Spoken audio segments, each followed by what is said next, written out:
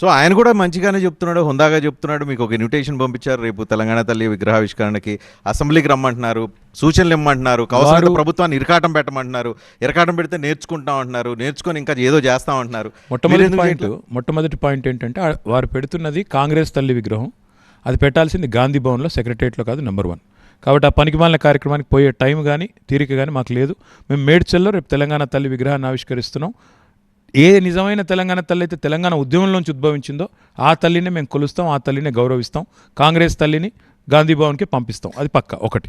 రెండవది, అసెంబ్లీకి రమ్మంటారు, మైకులు ఇస్తామంటారు, అక్కడ పోతే గొంతులు నొక్కుతారు, మైక్ ఇవ్వరు, మైక్ కట్ చేస్తారు. అయినా పోతాం, అయినా కొట్లాడతాం. ప్రజాస్వామ్యంలో మా హక్కు. మాకు 38 మంది శాసనసభ్యులు ఉన్నారు టెక్నికల్గా. ఎందుకంటే పాపం స్పీకర్ చెప్పలేడు కదా, 10 మంది కాంగ్రెస్లోకి జంప్ అయ్యారు అని స్పీకర్ గారు చెప్పలేరు. చెప్తే వాళ్ళని డిస్క్వాలిఫై చేయాలి. డిస్క్వాలిఫై చేస్తే ఎన్నికలు వస్తాయి, ఎన్నికలు వస్తే ప్రజలు ఇబ్బంది కొడతారు. కాబట్టి భయం. కాబట్టి 38 మంది మేము ఉన్నాం. 38 మంది మేముండి 64 మంది వాళ్ళు ఉంటే మైక్ ఇవ్వాలి కదా మరి మాకు కూడా. అలా గంటిస్తే మాకు కూడా 35 నిమిషాలు ఇవ్వాలి కదా, ఇవ్వరు. మరి ఏం చేయాలి మేము? తప్పకుండా బయట మాట్లాడాల్సి వస్తుంది. మళ్ళీ బయట మాట్లాడితే అక్కడేమో డైలాగులు, మైక్ కట్ కాకుండా చూస్తానంటారు. కనీసం మేము మాట్లాడుతుంటే మా ముఖం కూడా చూపెట్టరు. స్పీకర్ గారి మొహం చూసి వాళ్ళ ప్రజలకు బోరు కొడుతుంది పాపం. ఆయన అందంగానే ఉన్నారు, నేను కాదనట్లేదు, కానీ ఎంతసేపు చూస్తారు? ఎంత అందంగా